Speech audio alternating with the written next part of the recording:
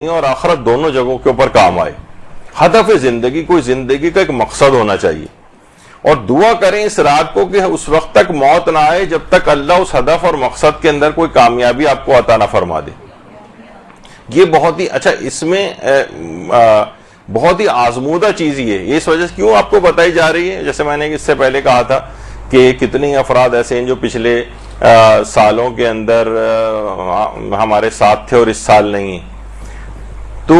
اس کا ایک فائدہ یہ ہوگا کہ ہدف زندگی کوئی بھی ہر شخص اپنے ذوق کے مطابق ایک زندگی کا ایک مقصد طے کرے. بہت سے لوگوں کی طبیعتیں مائل ہوتی ہیں, مثلا وہ خدمت خلق وغیرہ کے عنوان سے کرتے ہیں, کچھ تعلیم دین و تبلیغات کے عنوان سے کوئی ہدف اور مقصد. ہر شخص کو اپنے طور پر اپنے آپ کو جج کرنا چاہیے کہ میں کیا کر سکتا ہوں. اچھا, اس کا فائدہ کیا ہوگا؟ اس میں طول عمر, یعنی جب تک کہ وہ مقصد حاصل نہ ہو جائے تب تک اللہ انشاءاللہ اس کو موت نہیں دے گا. اچھا, اس کی ایک مثال عام طور پر بہت سے علماء کی ملتی ہے. آیت اللہ شیخ لطف اللہ صافی گلپائگانی, ابھی کچھ ہی عرصے پہلے ان کا بھی انتقال ہوا ہے. پچھلے سال یہ جو کووڈ اور اس کے بعد کا جو زمانہ رہا ہے, اس میں ہمارے بہت سارے علماء اور اموات بہرحال اوور آل بہت زیادہ ہوئی ہیں. اس میں انگریزی اعتبار سے 103 سال کی عمر تھی آیت اللہ صافی گلپائگانی کی, اور قمری لحاظ سے 106 سال تھی. اچھا, اور آیت اللہ صافی گلپائگانی آیت اللہ سید محمد رضا گلپائگانی کے داماد تھے. بالکل ایکسٹریم رائٹ پہ آیت اللہ صافی گلپائگانی, جس وقت نسبتاً جوانی ان کی تھی, اور ان کے جو برابر بالکل درمیان میں بیٹھے ہوئے آیت اللہ سید محمد رضا گلپائگانی, یہ سسر تھے ان کے. آیت اللہ شیخ لطف اللہ صافی گلپائگانی نے ایک بہت ہی مشہور ان کی کتاب ہے منتخب العصر, جو کہ امام زمانہ علیہ الصلوۃ والسلام, اللہم صلی علی محمد و آل محمد,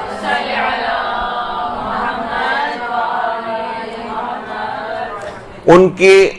سلسلے میں جو روایات اور احادیث کے اندر ذکر ہوئی ہیں روایات, وہ انہوں نے جو ہے وہ ذکر کی ہیں اس کتاب کے اندر. اور بہت ہی آتھینٹک کتاب ہے, اور ایک ایک روایت کے اعتبار سے انہوں نے جس کو سند اور متن کے اعتبار سے قوی پایا ہے اسی کو اس کتاب کے اندر نقل کیا ہے. اور اردو میں بھی اس کا ترجمہ جمال منتظر کے نام سے ہو چکا ہے. یہ آپ کو لے کے رکھنی چاہیے, پڑھنی چاہیے. اچھا, یہ کتاب انہوں نے لکھنی شروع کی تھی انتقال سے اپنے 50 سال پہلے. ابھی یہ کتاب مکمل نہیں ہوئی تھی کہ شدید بیمار پڑ گئے آیت اللہ صافی گلپائگانی. شدید بیمار ہو گئے, بخار بھی اس کے اندر ان کو بہت شدید ہوا. ڈاکٹرز نے بالکل مایوسی کا اظہار کر دیا تھا, اور کہہ دیا تھا کہ یعنی تمام ڈاکٹرز نے یہ بات کہہ دی تھی کہ اب لوگ ان کی موت کی تیاری کر لیں, اب یہ بچ نہیں سکیں گے. اور ان کا جب انتقال کا اس طرح سے وقت بالکل قریب آیا تو آیت اللہ سید محمد رضا گلپائگانی جو ان کے سسر تھے وہ بھی ان کے پاس پہنچ گئے. ان کے بھائی آیت اللہ علی صافی گلپائگانی, آیت اللہ صافی گلپائگانی کے بھائی ہیں, یہ بھی وہاں پر آ گئے. یہ خود بھی مجتہد تھے, اور ان دونوں بھائیوں کے اندر آیت اللہ صافی گلپائگانی سے پہلے علی صافی گلپائگانی کا انتقال ہو گیا تھا کافی سال پہلے. تو لیکن دونوں بھائیوں میں بڑی شدید محبت بھی تھی, تو ان کو قبلہ رخ بھی کر دیا گیا, اور ان کو خاک شفا کے کچھ ذرات منہ میں آیت اللہ صافی گلپائگانی کے ڈالے گئے. یہ واقعہ آیت اللہ صافی گلپائگانی نے کئی مرتبہ اپنی زندگی میں سنایا, اور ایک مرتبہ تو مسجد جمکران میں امام زمانہ کے جو وہاں پر اعمال بھی انجام دیے جاتے ہیں, وہاں پر اس کے سامنے بیٹھ کر بھی لوگ کہتے ہیں کہ آیت اللہ صافی گلپائگانی نے واقعہ وہاں پر بھی سنایا تھا. تو ڈاکٹرز بالکل مایوس ہو گئے, اور ان کو قبلہ رخ لٹا دیا گیا, خاک شفا کے ذرات بھی منہ میں ڈالے گئے. وہ خود بیان کرتے ہیں کہ میں سمجھ گیا کہ میرا آخری وقت قریب آ گیا, اور اسی کے بعد میری روح عالم بالا کی طرف تیزی کے ساتھ پرواز کرتی ہوئی جا رہی تھی, یہاں تک کہ میں ایک ایسے عالم کے اندر پہنچ گیا کہ جس کی زیبائی اور خوبصورتی توصیف کے قابل ہی نہیں ہے. یعنی میں بیان ہی نہیں کر سکتا کہ کس قدر حسین ترین ایک جگہ تھی. ان نعمتوں کو دیکھ کر فرماتے ہیں کہ میں بہت ہی مسرور ہو گیا, بہت ہی خوش ہو گیا. اتنے میں ایک ندائے غیبی آئی کہ کیا اپنی دنیا میں واپس جانا چاہتے ہو؟ تو میں نے کہا کہ اس سے بہتر جگہ کون سی ہوگی, میں تو واپس جانا نہیں چاہتا. تو اس ندائے غیبی نے یہ بات کہی کہ کوئی نامکمل کام تو تمہارا ایسا دنیا کے اندر بچا ہوا نہیں ہے جسے تم مکمل کرنا چاہتے ہو. تو فرماتے ہیں کہ میں نے بلا فاصلہ یہ بات کہی کہ میں اپنے آقا و مولا کے لیے کتاب لکھ رہا تھا منتخب الاثر، میں اس کتاب کو مکمل کرنا چاہتا ہوں. کہہ رہے ہیں کہ شاید پھر اسی میں اپنے خواب کے سلسلے میں، خواب تو نہیں، جو انہوں نے اپنی کیفیات یہ تھیں اسی میں فرماتے ہیں کہ میں نے کہا کہ شاید میرے آقا و مولا کی لطف اور عنایت میرے اوپر اس طرح سے نہیں ہے اور میں یہ کتاب کو مکمل نہیں کر سکا اور میرا آخری وقت قریب آ گیا. فرماتے ہیں کہ اسی وقت بلا فاصلہ میری یہ حاجت قبول ہو گئی اور میں عالم ملکوت و بالا سے بہت تیزی کے ساتھ نیچے کی طرف پرواز شروع کر دی، یہاں تک کہ مجھ میں علامات زندگی نمودار ہونے لگیں، لوگوں کی آوازیں میرے کان کے اندر آنے لگیں، بخار وغیرہ بالکل غائب ہو گیا، یہاں تک کہ چند دنوں کے اندر ہی میں مکمل صحتیاب ہو گیا. اور اس کے بعد میں نے اس کتاب منتخب الاثر جو ہے اس کی تدوین میں اور اس کی تالیف کے اندر میں مصروف ہو گیا اور تقریباً 6 یا 8 جلدوں کے اندر جو ہے یہ کتاب ہے. اور اس قدر جامع کتاب امام زمانہ کے سلسلے میں احادیث پر مشتمل ہے کہ اس زمانے میں علماء فرماتے ہیں کہ کمپیوٹر وغیرہ بھی ایجاد نہیں ہوا تھا. اب تو کتنے سارے سافٹ ویئرز بھی ایسے ہیں جس کے ذریعے سے آپ تمام احادیث کے کلیکشنز کر سکتے ہیں. فرماتے ہیں کہ علماء فرماتے ہیں کہ اب اس کے بعد چیک کیا گیا اس کمپیوٹر کی ایجاد کے بعد سے کہ علماء جو ہیں جو روایات منتخب الاثر کے اندر شیخ لطف اللہ صافی گل پائگانی نے اس وقت جمع کی، کہہ رہے ہیں کوئی اضافہ ان کمپیوٹر کے ذریعے اس کتاب کی روایات کے اندر نہیں کر سکے، یعنی کوئی مزید اضافہ علماء نہیں کر سکے اتنی تمام تر کمپیوٹر کی ایجاد کے باوجود بھی. یعنی جو لطف اللہ صافی گل پائگانی جو کام کمپیوٹر کرتے ہیں وہ سارا کام اس لحاظ سے انہوں نے خود جمع آوری کا جو ہے وہ کیا ہے، اور زیادہ تر اس کے اندر احادیث معتبرہ جو ہے وہ تھی. تو بہرحال یہ اس کے اندر ایک پیغام اس لحاظ سے یہ بھی کہ زندگی کا ایک انسان اگر بہت بڑا اپنا ایک ہدف بھی اگر مقرر کر لے تو وہ خود وہ دیکھے گا کہ یعنی جب تک وہ ہدف پورا نہیں ہو جائے گا، خاص طور پر شب قدر میں کوئی بھی ایک ہدف، یہ آپ کے سامنے جیسے ان کی کتاب یہ بھی بہت بڑا ہدف تھا کہ امام زمانہ کے سلسلے میں ایک ایسی معرکۃ الآراء کتاب جس میں تمام احادیث معتبرہ موجود ہوں وہ جمع کر کے جو ہے وہ لکھی جائیں. تو یہاں تک کہ ان کی عمر اس قدر طویل ہوئی کہ 106 سال تک اتنی برکت اس عمر کے اندر آئی اس کتاب کے نتیجے میں. یعنی جب کہ کتاب اس زمانے 50 سال پہلے لکھنی شروع کی تھی انہوں نے اور پھر درمیان میں کام رک گیا تھا، اور اس کی برکت پھر اس قدر اس لحاظ سے ہوئی اور بھرپور ایک اس لحاظ سے زندگی گزاری آیت اللہ شیخ لطف اللہ صافی گل پائگانی نے. اور اس قدر منکسر المزاج اور وہ تھے کہ ابتدائی دینی طالب علموں کے بھی ہاتھ جو ہے وہ چوما کرتے تھے. حالانکہ اتنا بڑا مرجع اور افریقی طالب علم اور جو ممالک سے طالب علم آتے تھے، یعنی انتہائی اعلیٰ اخلاق کے حامل تھے. اور خود یہ فرماتے ہیں کہ جو میری والدہ تھیں وہ خود بھی ایک عالمہ فاضلہ تھیں اور بچپن سے ہی وہ ہم کو میرزا نوری محدث نوری کے نام سے جو مشہور ہے، ان کی بہت مشہور کتاب ہے نجم الثاقب جو امام زمانہ کے حالات پر ہے. اللہم صلی علی محمد و علی محمد. وہ فرماتے ہیں کہ ان سے وہ بہت زیادہ مانوس تھی اس کتاب سے، اور ہمیں بھی بچپن سے یہ والی اس میں جو موجود امام زمانہ کے سلسلے میں حکایات ہیں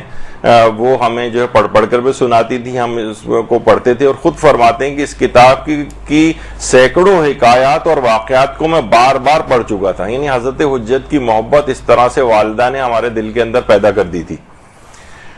اور جب یہ کتاب منتخب الاثر لکھ رہے تھے تو فرماتے ہیں اس کی تالیف میں اس قدر منہمک ہوتا تھا کہ کھانا کھانے کے دوران بھی میں فقط اس کتاب کے متعلق سوچا کرتا تھا. یعنی ہدف زندگی واقعتاً انسان اس طرح سے اپنی زندگی کا ایک ہدف بنائے. جیسے میں ایک دفعہ پہلے بھی کہا تھا، بہت سے کھلاڑیوں کی ہمیں مثال دیتے ہیں کہ جیسے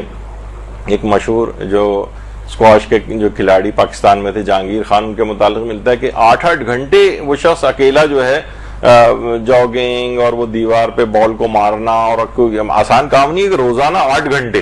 لیکن اتنے بڑا ٹائٹل لینے کے لیے کہ جناب پتہ نہیں 10 مرتبہ جو ہے لگاتار برٹش اوپن جیتا، اور اس کے علاوہ بھی جو میچز ہیں، یعنی کنگ بن گیا ایک لحاظ سے اپنی فیلڈ کا وہ. تو جب تک کہ اس قدر انسان اپنے ہدف اور مقصد کے اندر سنسیئر نہیں ہوگا وہ بڑی کامیابیاں نہیں حاصل کر سکتا. تو تو اس شب قدر کے اندر خاص طور پر اپنی زندگی کوئی بھی ایک مقصد آپ طے کریں، انشاءاللہ پروردگار عمر کو اتنی طولانی کرے گا کہ اس میں آپ مقصد کو بھی حاصل کریں اور اس کی برکتوں سے بھی اس زندگی کی مکمل فیضیاب ہو۔ ورنہ عام طور پہ ہوتا ہے نا کہ پاکستان میں عمر بھی جو ہمارے ایسی کوئی 55-60 سال تک تقریباً یا 65 کے قریب جو ایک ایوریج ہے کہ انسان جب وہ کسی قابل ہوتا ہے اور اپنی صلاحیتوں کو لوگوں کو دینے کا وقت اس کو آتا ہے تو اس کے انتقال کا وقت قریب آ جاتا ہے۔ تو اگر طویل انسان زندگی، جیسے ہمارے علماء و مراجع ہیں 40, 50, 55, 60 سال کی عمر میں مجتہد ہو گئے تو اس کے بعد 100, 106 سال تک، مزید 40, 45 سالوں تک وہ اس طرح سے خدمت دین انجام دے رہے ہوتے ہیں۔ یہ نہیں کہ بس ابھی جیسے ہمارے یہاں ہوتا ہے نا پی ایچ ڈی کیا 40, 45 سال کی عمر میں اور اس کے بعد پتہ چلا کچھ ہی عرصے بعد جو ہے 15, 20 سال کے اندر ہی جب تک وہ اس قابل ہوتے ہیں کہ لوگوں تک کچھ دے سکیں، ڈیلیور کریں اس کو، ان کا انتقال ہو جاتا ہے۔ تو بہرحال اتنا زندگی کے اندر طول بھی کھینچے گا اور ایک برکت اس کے اندر آئے گی کہ آپ خود یعنی اس جو آپ نے ہدف زندگی اپنا مقرر کیا تھا اس کو امپلیمنٹ کر کے اور اس سے خود زیادہ سے زیادہ کما کر اس دنیا سے رخصت ہوں گے۔ تو عمر کے اعتبار سے بھی برکت رہے گی اور ہدف زندگی کے اعتبار سے میں اس میں ایک اور چیز آپ کو بتاؤں کہ تفسیر مجموع البیان، یہ ہماری 21 والیوم کے اندر جو ہے یہ تفسیر لکھی گئی ہے علامہ طبرسی کی۔ علامہ طبرسی وہ ہیں کہ جو کہ حرم امام علی رضا علیہ الصلوۃ والسلام، اللہم صلی علی محمد وعلی محمد،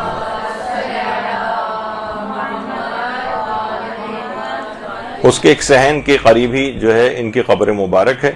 جو بھی زیارات پہ وہاں پر جاتے ہیں علامہ طبرسی کے مقبرے کے اوپر بھی جو ہے وہ ضرور جایا کریں۔ ان کے ساتھ بھی یہ ہوا تھا کہ ایک ایسی بیماری کے اندر یہ مبتلا ہوئے تھے جس میں کوما میں چلے گئے تھے، لوگوں نے ان کو مردہ سمجھ کر جو ہے وہ قبر میں دفن کر دیا تھا۔ جب یہ میں کئی دفعہ واقعہ سنا بھی چکا ہوں لیکن آج موضوع سے اور متعلق ہو گیا ہے۔ ظاہر ہے کہ جب انسان کوما میں تھے، اس کے بعد جب آکسیجن کم ہونے لگی، کیونکہ وہ تو دفن کر کے چلے گئے مردہ سمجھ کے، تو کہہ رہے ہیں کہ اسی وقت جو ہے مجھے اندازہ ہو گیا کہ مجھے جو ہے نا آہستہ آہستہ مجھے ہوش آنے لگا اور دیکھا کہ قبر میں بالکل اندھیرا ہے، میں سمجھ گیا کہ مجھے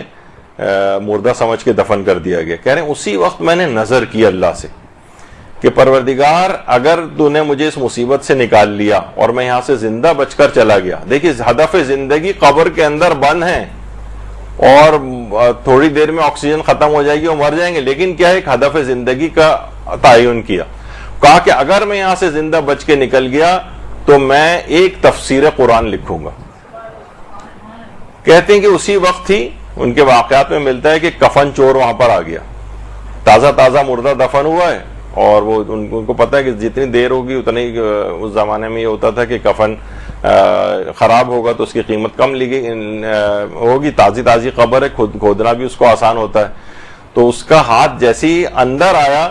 انہوں نے فوراً اس کا ہاتھ پکڑ لیا اور وہ چیخنے چلانے لگا۔ ظاہر ہے کفن چور جو تھا، انہوں نے بڑی مشکل سے اس کو ہاتھ چھوڑا نہیں اس کا اور اس کو یقین دلایا کہ مجھے غلط فہمی میں لوگ دفن کر کے چلے گئے، میں زندہ ہوں اور اگر تم مجھے زندہ سلامت یہاں سے نکال کر میرے گھر تک پہنچا دو تو میں تم کو ایک انعام و اکرام دوں گا۔ اس کو بہرحال اطمینان دلایا کفن چور کو، اس کو جلدی اطمینان بھی آ گیا، جو ظاہر قبریں کھودتا ہو تھوڑی سی تو گھبراہٹ اس کو ہی، لیکن بعد میں پرسکون ہو گیا۔ بہرحال ان کو لے کے کمر پہ لاد کے گھر لے کر آیا اور انہوں نے انعام و اکرام دے کے بہرحال اس کو وہاں سے رخصت کیا۔ اور اس کے بعد پھر انہوں نے ایک تفسیر، یہی تفسیر مجموع البیان لکھی،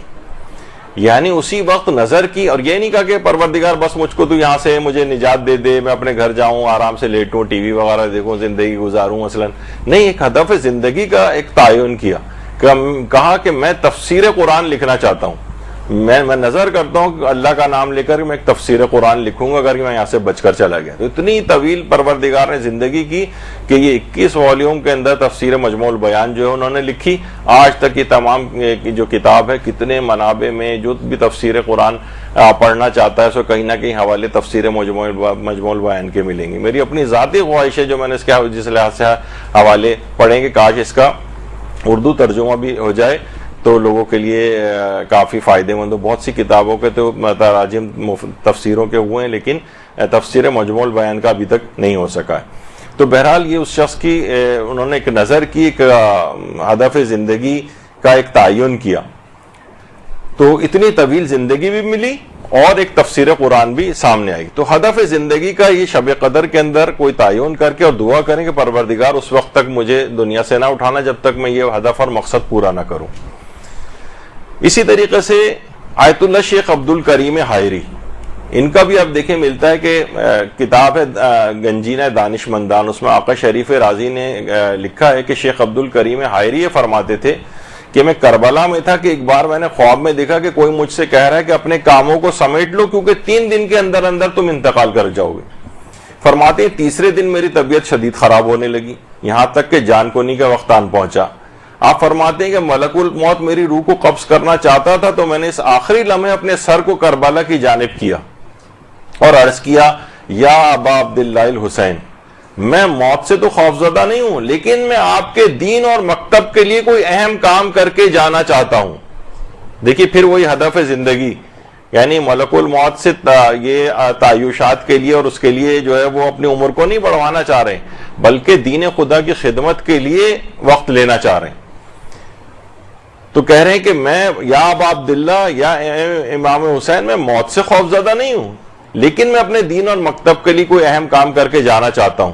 جب میں نے التماس کی تو دیکھا کہ ایک فرشتے نے ملک الموت سے کہا کہ مولا ابا عبداللہ الحسین نے فرمایا ہے کہ عبد الکریم نے ہم سے توسل کیا ہے لہٰذا اسے مہلت دے دو۔ اس کے بعد ملک الموت چلا گیا اور میں ہوش میں آیا تو دیکھا کہ مجھ پر کپڑا ڈال دیا گیا ہے، لوگ گریہ کر رہے ہیں کیونکہ وہ سوچ رہے تھے کہ میں مر گیا ہوں۔ میں اٹھنا چاہتا تھا کہ دیکھا کہ حرکت بھی میں نہیں کر سکتا تھا۔ انہوں نے کہا کہ میں نے بہت سختی کے ساتھ اپنے بدن کو حرکت دی تو میرے اطراف میں کھڑے ہوئے لوگوں نے کہا، ارے یہ مرے نہیں ہیں، ان کا تو بدن حرکت کر رہا ہے۔ کپڑے کو ہٹایا گیا اور میں دوبارہ زندہ ہو گیا۔ اللہم صلی علی محمد و آل محمد۔ آپ کے بیٹے نے اس داستان کو بہت ہی مفصل طور پر بیان کیا ہے اور وہ لکھتے ہیں کہ اس کے بعد آپ نے امام حسین کے اس معجزے کی برکت سے حوزہ علمیہ قوم کی بنیاد رکھی، اور اتنی عظیم شخصیت تھی اس دعا کے نتیجے میں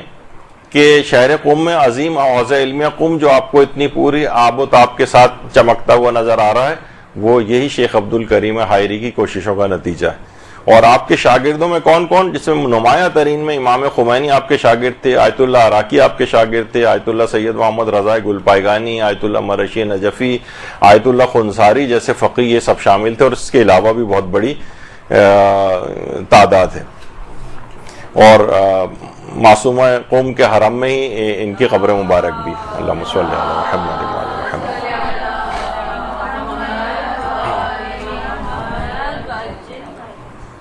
تو بہرحال آپ نے دیکھا کہ